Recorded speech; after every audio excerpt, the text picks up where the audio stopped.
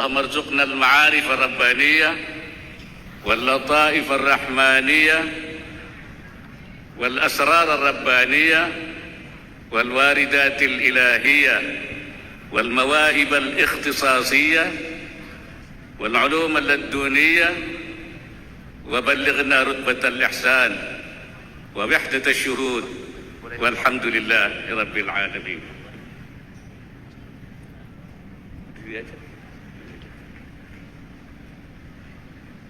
Berdiri saja, nanti kalau saya sudah capek berhenti.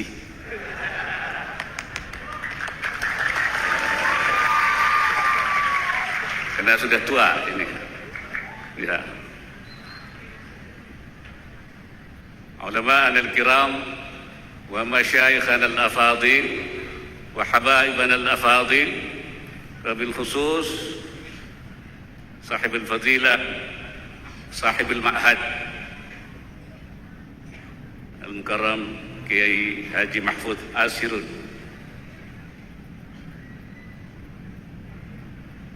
Profesor Dr. Syekh Muhyiddin Al-Awamah dari Syria, marhaban bihudurikum Indonesia. Yang saya hormati Profesor Dr. Haji Anies Rashid Baswedan, mantan Gubernur DKI Jakarta. Yang saya hormati Hadratul Habib Rizik Syihab,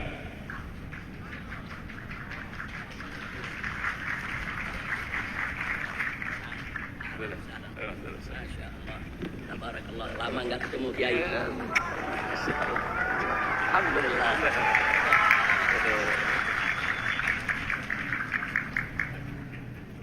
Yang saya hormati Bapak Wali Kota Jakarta Barat Habib Hud Al-Attas, para ulama, para asatidz.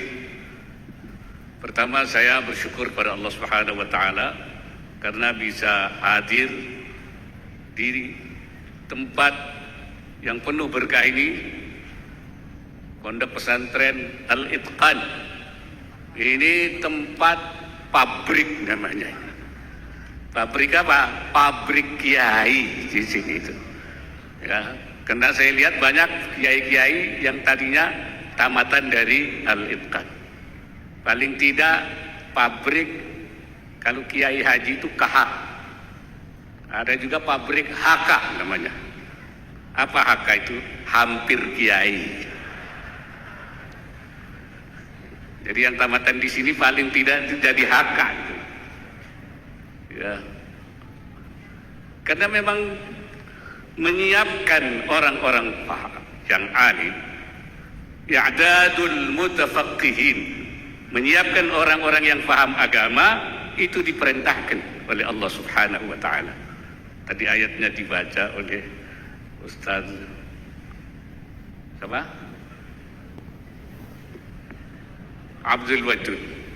Perasaan saya Ustaz Abdul Wadud itu dulu itu qari kecil gitu kan. Sekarang kok sudah jadi qari tua ya. Falaula nafara min kulli firqatin minkum minhum ta'ifatun minhum. Mengapa tidak ada sebagian dari mereka itu pergi nafrah liyatafaqahu fiddin, nafratut tafaqquh fiddin, pergi untuk bertafaqquh. Selain nafratul jihad, nafratul qital, juga nafratut tafaqquh fiddin, untuk belajar agama. Untuk apa kita siapkan mutafaqqihin ini, kiai atau calon kiai atau hampir kiai tadi itu? Pertama adalah untuk menjadi pengganti para kiai-kiai yang sudah tua-tua itu, ya, yang sudah kemudian dipanggil oleh Allah Subhanahu wa taala. Gurunya Kiai Mahfud sudah tidak ada, ganti Kiai Mahfud. Saya tidak tahu Kiai Mahfud juga nanti dapat giliran juga. Ya, nggak tahu saya dulu apa beliau dulu itu ya. Kalau umurnya tua saya, tapi dipanggilnya belum tentu. Ya, Mahfud. Belum tentu. Karena mereka tidak seluruhnya hidup, ulama ini. Ya. Rasulullah mengatakan, innallaha la yantazi'ul ilma intiza'an min sudurin nas. Allah tidak mengambil ilmu dari hati manusia. Tidak ada orang kehilangan ilmu. Walakin yantazi'uhu biqabdil ulama. Tapi Allah mengangkat ilmu dengan mengambil ulamanya. Kalau ulama meninggal, ilmunya dibawa. Istrinya tidak. Kalau dibawa nggak mau jadi istri kiai nanti. Mobilnya, sawahnya, ilmunya dibawa. Kalau sampai tidak ada penggantinya, hatta idza lam yabqa alimun, kalau sampai di dunia ini tidak ada orang alim, ittakhadzan nas ru'usan juhala, orang akan mengangkat pemimpin-pemimpin yang bodoh-bodoh, tidak faham agama. Idza su'ilu aftau bighairi ilmin, kalau ditanya dia memberi fatwa tanpa ilmu. Fadhallu wa adallu, dia sesat dan menyesatkan. Jadi kalau sampai fatrah ulama, ini bahaya. Maka itu harus ada pabrik kiai. Nah, salah satunya alhamdulillah Al-Itqan, ini sudah ribuan santrinya yang jadi kiai. Alhamdulillah. Itu. Yang kedua, untuk menyiapkan orang-orang yang akan memberikan warna masyarakat, memberikan tuntunan pada masyarakat. Ya, masyarakat ini harus diberi warna. So, pertempuran memberi warna di dalam masyarakat ini dengan warna macam-macam. Ya. Kita harus memberi warna apa? Warna Allah, sibghatullah, wa man ahsanu minallahi sibghah. Dengan sibghah Allah atau sibghah rabbaniyah, mana warna yang paling bagus daripada warna Allah? Tidak ada. Itulah tugasnya, memberi warna, menjadi lampu-lampu, menjadi obor-obor di dalam masyarakat. Ya. Makanya kiai itu tugasnya memberi warna. Sabarin, bukan jangan kiai diberi warna. Wah, bukan sabarin tapi masbuhin namanya. Paham itu? Bukan memberi warna tapi diberi, bukan memberi warna sibghah rabbaniyah, sibghah ilahiyah, sibghah imaniyah, sibghah tasyri'iyah. Malah diberi warna apa, sibghah syaitaniyah, sibghah jahiliyah. Akhirnya malah bukan diberi warna, bukan memberi warna tapi diberi warna. Ini saya kira tugas daripada, apalagi masa sekarang ini penting sekali para kiai-kiai pesantren itu untuk memberikan warna. Karena sekarang ini orang mengatakan, nih Pak Rashid, Pak Adis tahu tuh, namanya periode sekarang itu post-truth. Post-truth itu pasca kebenaran. Jadi antara yang benar sama yang salah itu samar. Ya, iltibas, istibah. Mana yang benar? Kadang-kadang bisa-bisa yang benar dianggap salah, yang salah dianggap benar. Betul. Makanya kita suruh dikasih doa oleh Rasulullah apa? Allahumma arinal haqqa haqqa warzuqna ittiba'ah wa arinal batila batila warzuqna tinabah wa la taj'al multabisan alaina. Ya Allah, perlihatkan kepada kami yang hak, kelihatan hak benar, ya, dan berikan kepada kami untuk mengikutinya. Bisa saja orang tahu benar tapi tidak bisa mengikutinya. Makanya bisa melihat hal yang benar, bisa mengikuti hal yang benar. Kemudian juga supaya diberikan arinal batila batila, yang batil kelihatan batil. Wa arinal warzuqna ijtinabah dan berikan kepada kami kemampuan untuk menjauhi. Bisa saja tahu itu batil, tapi tidak bisa menghindari. Nah, kalau tidak ada namanya inayah rabbaniyah, yaitu inayah itu apa? Pertolongan Allah untuk mampu. Jangan sampai iltibas. Karena itu saya menamakan zaman post-truth sebagai zamanul iltibas, zaman kesamaran antara hak dan batil tidak jelas. Tapi hak yang batil tidak jelas itu samar itu untuk orang awam, orang yang bukan kiai, bukan hampir kiai, bukan kiai haji atau HK, ya hampir itu tidak ada samar. Kalau orang yang sudah tahu, sudah belajar, sudah jadi santri, itu tidak ada kesamaran, tidak ada. Makanya Imam Ibnu Athaillah mengatakan, la yukhafu alaika iltibasu turuq alaika. Tidak dikhawatirkan adanya kesamaran jalan di antara kamu. Enggak samar. Kenapa? Karena yang jelas qad tabayyana ar-rusydu minal ghayy. Yang petunjuk dan yang penyimpangan itu sudah jelas. Tabayyin. Sudah enggak bisa terserupakan. Kalau orang kiai enggak bisa. Walakin yukhafu alaika, tetapi yang dikhawatirkan pada kamu apa? Ghalabatul hawa alaika, yaitu dorongan hawa nafsu. Jadi penyakitnya kiai, penyakitnya santri bukan kesamaran, bukan iltibas, tapi ghalabatul hawa nafsunya ini. Nah, makanya itu di pesantren itu dididiknya bukan hanya diberi ilmu, bukan hanya ilmu saja, ya, dididik. Kata Imam Ibnu Athaillah, idfan wujudaka fi ardil khumul, ma nabata mimma la yudfan, mimma lam yudfan la yatimu nitajuhu. Benamkan dirimu di dalam bumi yang gelap, benamkan. Karena sesuatu apa yang tumbuh itu tidak akan bisa baik pertumbuhannya kalau tidak ditaruh, ditanam.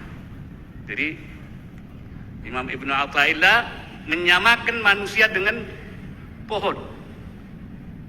Jadi pohon itu kalau ingin baik tanam, kalau tidak ditanam, ditaruh di atas tanah, pertumbuhannya tidak baik. Bahkan sesudah ditanam tuh bisa tumbuh, bisa menembus tanah, menembus batu, bahkan harus juga dipelihara supaya tetap lurus, jangan bengkok. Nah itu pohon. Manusia itu sama, harus ditaruh di tempat yang jauh dari keramaian. Sebelum jadi pemimpin, sebelum mengalami hidup di dalam masyarakat, dia harus dibenamkan dulu, ditanam dulu, dilatih dulu di kawah candra dibuka. Itulah pendidikan pesantren itu, untuk menanam anak. Makanya jangan merasa kalau taruh anak di pesantren, waduh kasihan sekali. Tidak, itu dalam rangka menanam. Ada 3 hal di pesantren itu yang ditanamkan. Pertama, ilmu. Sebab dengan ilmu itulah dia bisa membangun masyarakat. Tanpa ilmu dia tidak tahu kemana, mau dibawa kemana. Yang kedua, namanya itu tazkiyatun nafs, membersihkan jiwanya. Karena manusia ini selalu tadi ghalabatul hawa itu, ya. Kalau tidak ditazkiyah, tidak ditanam, tidak di-drill, itu dia kalau nanti menjadi pemimpin tidak bisa mengendalikan nafsunya. Innan nafsa la ammaratun bisu. Kenapa? Karena agama juga bisa jadi, kata kiai, bisa jadi sil'ah tijariyah. Agama itu bisa jadi barang dagangan. Nah, jual agama itu mahal loh, bayarannya besar itu. Nah, jadi kalau tidak mempunyai nafsu zakiyah, jiwa yang bersih, nah di pesantren itu diberi ini. Yang ketiga, ditanamkan, yaitu supaya tathhirul qalbi an mahabbatil aghyar, namanya itu.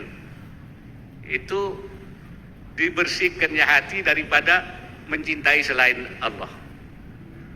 Tapi kan kita boleh mencintai, kata Allah dalam Al-Quran, zuyyina linnasi hubbus syahawati minan nisa wal banin wal qanat kita mencintai wanita, mencintai anak, mencintai harta, mencintai orang tua tentu. Apa itu tidak boleh? Boleh saja, dan itu manusiawi, itu minal amril jibili. Tetapi yang tidak boleh, kecintaan selain Allah lebih besar dari kecintaan kepada Allah. Walladzina amanu asyaddu hubban lillah. Ini makanya penyakit santri itu dari ghalabatul hawa. Apa ada orang punya ilmu bisa menyimpang? Ada, ya, ada. Bahkan di dalam Al-Quran Allah menceritakan zaman dulu. Allah bilang, watlu alaihim naba'al ladzi atainahu min ayatina fansalakha minha. Ceritakan orang yang kami berikan dia ayat-ayat kami, tapi dia melepaskan dirinya dari ayat-ayat itu. Fa'atba'ahu syaitan fakana minal ghawin. Dia diikuti oleh setan dan dia menjadi orang yang sesat. Walau syi'na la rafa'nahu, kalau saya mau saya angkat dia, kata Allah. Walakinnahu akhlada ilal ardi wattaba'a hawahu, tapi tidak mau dia. Dianya tidak mau, walaupun punya ilmu, diangkat oleh Allah tidak mau. Walakinnahu akhlada ilal ardi, tapi dia lebih mengekalkan pada bumi. Dia lebih menurusi tuntutan jasad turabinya. Kata Syekh Nawawi, akhlada ilal ardi itu mala ilal dunia, dia lebih suka kepada dunia, ya wattaba'a hawahu, dan mengikuti hawa nafsunya. Kalau dalam tafsir itu yang seperti itu namanya Kiai Bal'am bin Ba'urah. Nah, jadi pernah terjadi itu.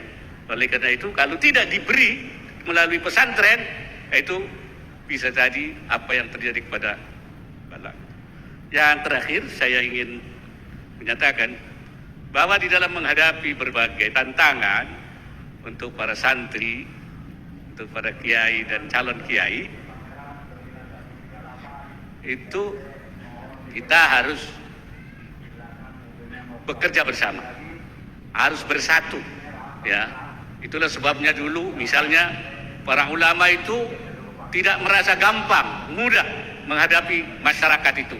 Makanya bergabung bersama mendirikan satu organisasi namanya Nahdlatul Ulama. Kenapa? Karena tantangannya berat, tidak mungkin sendiri-sendiri. Dan kita memang tidak boleh sendiri-sendiri. Allah sendiri yang mengatakan begitu. Wala takunu kalladzina tafarraqu wakhtalafu. Kamu, baik para ulama, jangan kamu seperti orang-orang yang bercerai-cerai dan berselisih. Itu pendeta Yahudi. Syekh Nawawi Al-Bantani menjelaskan ini, apa yang dimaksud mereka tafarraqu wakhtalafu, yaitu mengatakan bi ansara kullu wahidin minar ruhbani ra'isan fi baladin. Masing-masing daripada pendeta itu jadi rais sendiri, jadi pemimpin sendiri di negara-negaranya. Tidak ada konektivitas, tidak ada ittisalah antara satu sama lain. Tsumma ikhtalafu, kemudian mereka berselisih. Berselisih itu seperti apa? Bi ansara kullu wahidin minhum yadda'i annahu 'alal haqq wa anna sahibahu 'alal batil. Dia mengaku dirinya dalam hak, yang lainnya adalah al-batil. Kemudian Syekh Nawawi mengutip pendapatnya Imam Fakhrul Razi, katanya, sebentar sedikit lagi. Ketua Majelis Ulama Indonesia, katanya Imam Fakhrul Razi, "Lau ansafta alimta anna aktsara ulama'i hadzal zaman mausufuna bitilka sifah." Kalau kamu perhatikan ulama kita zaman ini, sifatnya seperti itu, yaitu masing-masing di negara masing-masing mengaku benar, yang lain adalah salah. Ini zaman Imam Fakhrul Razi 1000 tahun yang lalu.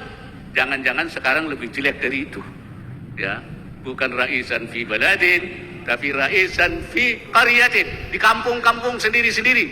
Wa raisan fi ma'hadin, ya, dan menjadi rais di masing-masing pondok, masing-masing sendiri, tidak ada konektivitas antara satu yang lain.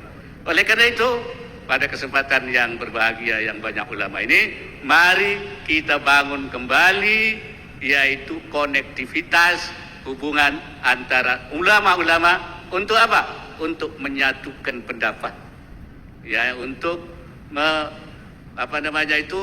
menyatukan saf, tauhid itu sufuf, wa tauhidul ara, menyatukan pendapat, wa tauhidul kalimah, wa tauhidul harakah, menyatukan gerakan-gerakan itu. Itu saya kira. Karena tanpa itu semua, apa yang ingin kita bangun di dalam kehidupan dengan penuh tantangan, itu tidak akan mudah. Bahkan menurut Imam Subuki, ikhtilaful ara wal huruf, perbedaan pandangan dalam hal-hal yang strategis dan dalam perang, itu termasuk la syakka hadza haramun aidan, ini haram, kata Imam Subuki. Jadi harus satu gerakan itu. Dari mana Imam Subuki mengatakan seperti itu? Yaitu dari ucapan Rasulullah sallallahu alaihi wasallam kepada Mu'adz bin Jabal dan Abu Musa ketika mengutus keduanya ke Yaman. Apa kata Rasulullah? Tatawa'a wala talifa. Bersatulah kalian berdua dan jangan bercerai-berai.